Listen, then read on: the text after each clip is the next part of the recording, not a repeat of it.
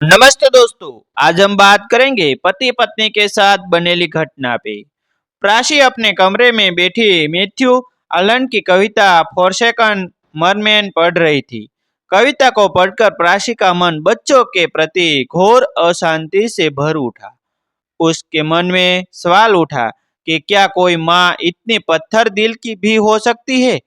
वह सोचने लगी कि यदि धर्म का नाश वास्तव में इतना शक्तिशाली है तो उसका तो हंसता लेखता परिवार ही उजड़ जाएगा।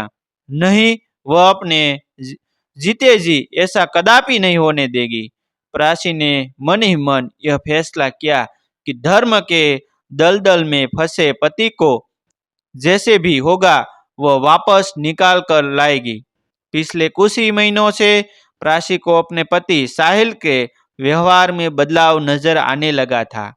कल तक उसे अपनी बाहों में भरकर जो साहिल जीवन के सस को उसकी धनी फूलों को साये में ढूंढता था, आज वह उसे से भागा भागा फिरता है। साहिल अपने दोस्तों सुधीर के गुरुजी के प्रश्नों के बेहद प्रभावित था। रही सही कसर टेलीविजन चैनलों पर दिखाए जाने वाले उपदेशों को प्रवचनों से पूरी हो गई थी। अब तो साहिल को एक ही धुन सवार थी कि किसी तरह स्वामी जी से दीक्षा ली जाए, और इसके लिए साहिल ऑफिस से निकलते ही सीधा स्वामी जी के पास चला जाता। वहां से आने के बाद वह प्राची स्वयं तक नहीं पूछता कि तुम कैसी हो या बेटा अक्षय कैसा है। रोज की तरह साहिल उस दिन भी रात को 9 बजे घर आया। खाने खाने के बाद सीधे सोने की तैयारी करने लगा। एक सुंदर सी बीवी की भी घर में है, इसका उसे कोई एहसास ही नहीं था। आज प्राची इस स्थिति का सामना करने के लिए तैयार थी। वह एक झटके से उठी और अपना हाथ साहिल के माथे पर रख रख दिया। इस पर साहिल हड़बड़ा कर उठा और पूछा, बेटा कुछ बेटा, क्या कोई काम है? क्या सिर्फ काम के लिए ही पति और पत्नी का रिश्ता बना है? प्राची ने दुखी स्वर में पूछा और फिर सबकते हुए बोली, तुमने तो इस सहज स्वाभाविक व रसीले रिश्ते को निरस नर्क बना डाला है। पिछले 2 महीने से तुमने मेरी इस कदर अपेक्षा की है जैसे कि तुम्हारे जीवन में मेरा कोई स्थान ही नहीं है। देखो प्राची, मैं स्वामी जी से दीक्षा लेना चाहता हूँ और इसके लिए उन्होंने मुझे हर प्रकार से शुद्ध रहने का कहा है। साहिल की बात को बीच में काटते हुए प्राची बोली, इसलिए तुम अपनी पत्नी की अवहेलना करने रहे हो? तुमने सोचा भी है कैसे कि पत्नी की अपेक्षा का कि तुम्हें भक्ति मिल जाएगी? मुक्ति की ही साथी तो शादी के बंधन में ही क्यों पड़े? प्राची की तलख बातें सुनकर साहिल हतप्रभ रह गए। उसने पत्नी के इस रुद्र रूप की कल्पना भी नहीं की थी। फिर किसी तरह अपने को संभाल कर बोला, प्राची, मैं तो बस आत्म अन्वेषण का प्रयास कर रहा हूँ।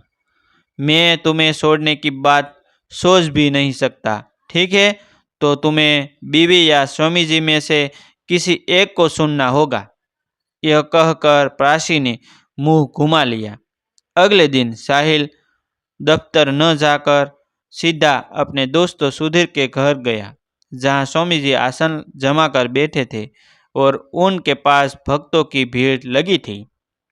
साहिल को परेशान हाल में देखकर स्वामी जी ने पूछा, क्या बात है वत्स, बड़े परेशान दिख रहे हो? वत्स, तुझे आपसे एकांत में कुछ बात करनी है। साहिल बोला। स्वामी जी का इशारा होते ही कमरा खाली हो गया। तो साहिल ने पिछली रात की सारी घटनाएं जो की तो स्वामी जी को सुना दी। इस पर स्वामी जी शांत भाव से बोले, वत्स, घबराने की कोई बात नहीं। साधना के मार्ग में तो इस तरह की विघ्न बाधाएं आती है। शास्त्र कहता है कि यदि साधना के मार्ग में पत्नी, माँ या सगे संबंधी बाधक बने तो उन्हें त्याग देना चाहिए।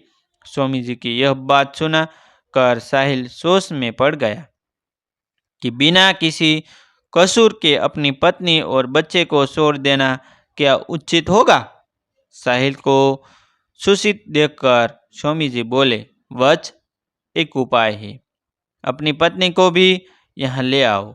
यहाँ आकर उसका हृदय परिवर्तन भी हो सकता है और तब वह तुम्हें दीक्षा लेने से नहीं रोक सकती।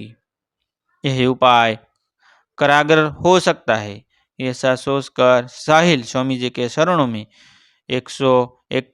551 रुपया रखकर चला गया। साहिल के जाने के बाद सुधीर ने कमरे में आकर स्वामी जी को देखते हुए जोर का ठहाकर लगाकर कहा, मान गया स्वामी जी, अब तो यह आपकी आंखों से देखता और आपके कानों से सुनता है। साहिल घर जाकर प्राची को मनाने की कोशिश करने लगा। पहले तो प्राची साहिल को मना करती रही, फिर उसने सोचा कि चल कर देखा जाए कि आखिर वहाँ का माजरा है क्या है। उसने साहिल से कहा कि हम रविवार की सुबह स्वामी जी के पास चलेंगे। साहिल ने फौरन इस बात की सूचना फोन पर सुधीर को दे दी। अगले दिन साहिल के दफ्तर जाने के बाद प्राची ने फोन करके सुधा को बुलाया। सुधा उसकी बचपन की सहेली थी और उसके पति अरुण वर्मा शहर के एसपी थे। घर आने पर प्राची ने गर्म जोशी से अपनी सहेली सुधा का स्वागत किया। बातों बातों में जब सुधा ने कहा कि प्राची, जैसा मैंने तुम्हें शादी में देखा था वैसी ही तुम आज भी दिखती हो, तो प्राची हंसकर रो पड़ी। अरे क्या हुआ, मैंने कुछ गलत कहा दिया है? सुधा घबरा गई, बोली। प्राची शुरू से लेकर अब तक की साहिल की कहानी सुधा के आगे बयान करने के बाद बोली, अब तू ही बता सुधा, मैं अपने व्यवहारिक जीवन को बसाने के लिए क्या करूं? मैं अपने व्यवहारिक जीवन को बसाने के लिए क्या करूं? तू सोच मत कर, तू चिंता मत कर, मैं ही हूं ना, सुधा बोली। ऐसा करते हैं, पहले चल कर अरुण से बात करते हैं, फिर जैसी वह सलाह देंगे वैसा ही करेंगे। इसके बाद सुधा प्राची को लेकर अपने घर गई और फोन कर अरुण को भी बुला लिया। प्राची की सारी बात सुनकर अरुण बोले, आप चिंता न करें, मैं अब उस स्वामी का खेल ज़्यादा दिनों तक नहीं चलने दूंगा। इसके बारे में अभी तक जितनी जानकारी मेरे पास हाथ लगी है उससे ही लगता है कि ऐसा कोई अपराध नहीं जो उसने न किया या करवाया हो। पहले वह तुम्हारे पति जैसे अंधविश्वासी लोगों को हाथ की सफाई से दोसार चमत्कार दिखाकर प्रभावित करता है।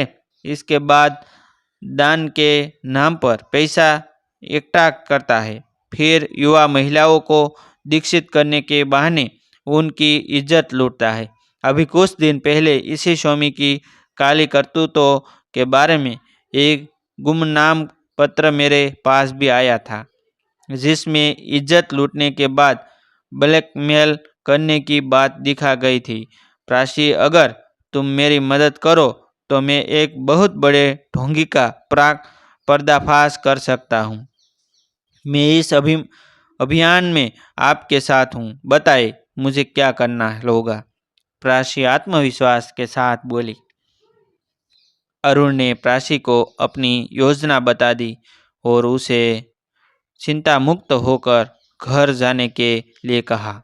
शाम को साहिल ने प्राची को बताया कि स्वामी जी अपने आश्रम में चले गए हैं, अब उनके आश्रम में जाकर आशीर्वाद लेना होगा। रविवार को जाने से पहले प्राची ने अरुण को फ़ोन किया और बेटे को पड़ोसिन के पास छोड़कर वह पति के साथ आश्रम के लिए रवाना हो गई। ठीक 10 बजे दोनों आश्रम पहुंच गए। आश्रम बहुत भव्य था। अंदर जाते ही उन्होंने सुधीर मिल गया। वह उन्हें एक वातानुकूलित कमरे में बैठाते हुए बोला, स्वामी जी ने कहा है कि घंटे के बाद वह तुम लोगों को से मिलेंगे। सुधीर उन्हें स्वागत कक्ष में बैठाकर चला गया। फिर कुछ देर बाद आकर उन दोनों को स्वामी जी के निजी कमरे में ले गया। साहिल और प्राची ने हाथ जोड़कर स्वामी जी का अभिवादन किया और उनके आसन के सामने बिछी दरी पर बैठ गए। प्राची को संबोधित करते हुए स्वामी जी बोले, मैंने सुना है कि तुम साहिल की दीक्षा लेने के लिए खिलाफ हो। प्राची ने विनम्र स्वर में उत्तर दिया, महाराज, आजकल के माहौल को देखते हुए ही मैं साहिल की दीक्षा के खिलाफ थी, लेकिन यहाँ आकर मेरा हृदय परिवर्तन हो गया है। अब मेरे पति की दीक्षा में मेरी ओर से कोई बाधा नहीं होगी। क्यों नहीं तुम भी अपने पति के साथ दीक्षा ले लेती? स्वामी जी बोले, इससे तुम दोनों का जल्दी ही उद्धार होगा। प्राची ने कहा, मेरा अहोभाग्य जो आपने मुझे इस लायक समझा। अगले रविवार को दीक्षा का दिन निर्धारित कर दिया गया। स्वामी जी ने सुधीर से कहा कि उन्हें ले जाकर दीक्षा की औपचारिकताओं के बारे में बता दो। प्राची को पता चला कि दीक्षा लेने से पहले भक्त को 10,000 रुपया जमा करवाने पड़ते हैं। प्राची ने घर आकर सुधा को फोन पर सारी बात बताई और फिर देखते ही देखते उनको दीक्षा लेने का दिन भी आ गया। दीक्षा वाले दिन स्वामी जी के निजी कमरे में प्राची और साहिल अब जब पहुंचे तो 3 पुरुष और 2 महिला वहां पहले ही मौजूद थी। साहिल भावविभोर होकर प्रणाम करने के लिए आगे बढ़ा तो स्वामी जी बोले, वत्स, जाओ, तुम दोनों पहले स्नान करके शुद्ध हो जाओ।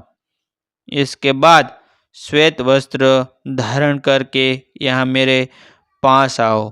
इसके बाद प्राची को किरण नाम की एक महिला स्नान कराने के लिए ले गई। उसने स्नान घर का दरवाजा खोला और किरण को श्वेत वस्त्र देने के लिए कहा। किरण ने बताया कि स्नान घर के कोने में बनी अलमारी में श्वेत वस्त्र रखे हैं। प्राची बाथरूम का दरवाजा अंदर से बंद कर सतर्कता के साथ वहां का जायजा लेने लगी। अचानक उसकी नज़र शावर के ऊपर लगी। एक छोटी सी वस्तु पर पड़ी।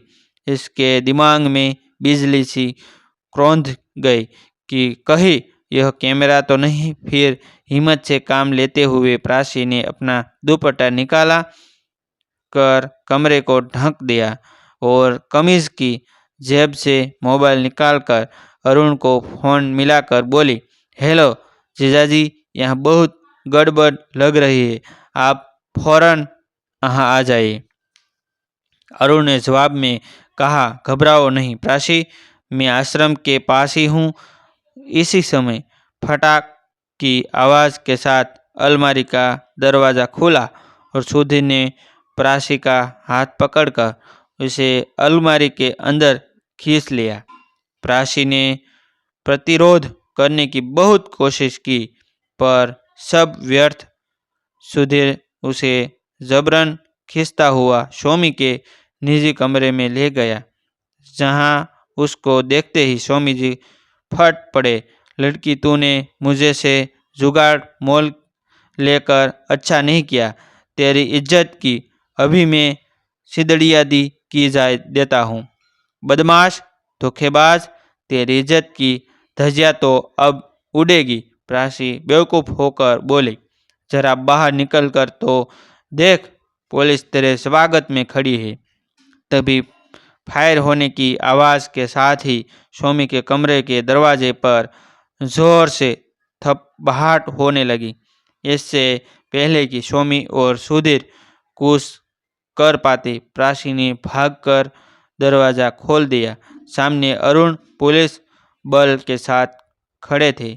स्वामी जी खड़खड़ाते हुए बोले, अच्छा हुआ एसपी साहब आप यहाँ गए, अन्यथा यह कुलटा मुझे पथभ्रष्ट करने ही यहाँ आई थी।